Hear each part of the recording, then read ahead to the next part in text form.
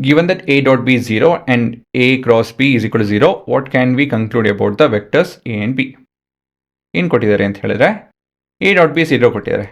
ಇದರ ಅರ್ಥ ಏನು? ಇದು ಹೇಗೆ ಸಾಧ್ಯ? We can infer that magnitude of A or magnitude of B should be equal to 0 ಅಲ್ವಾ?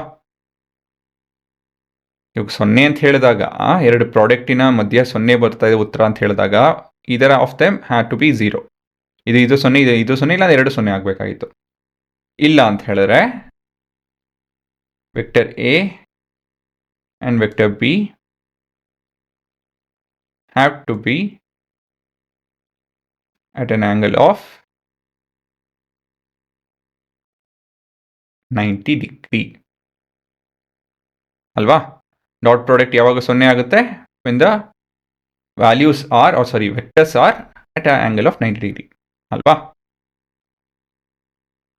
ಇಲ್ಲಿ ಮತ್ತೆ ನೆಕ್ಸ್ಟ್ ಮುಂದಿಂದು ಇಲ್ಲಿ A ಕ್ರಾಸ್ ಬಿನೂ ಕೂಡ 0 ಆಗಿದೆ. ಇದರಿಂದ ಏನು ಹೇಳ್ಬೋದು ನಾವು? we can infer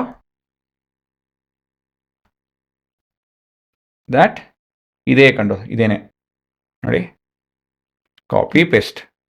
2 0 ಆಗಬೇಕು, ಇಲ್ಲ ಅಂತ ಹೇಳಿದ್ರೆ ಎರಡು ನಡುವೆ ನಮ್ಮ ಆ್ಯಂಗಲ್ ಬಂದು 0 ಡಿಗ್ರಿ ಆಗಿರಬೇಕು.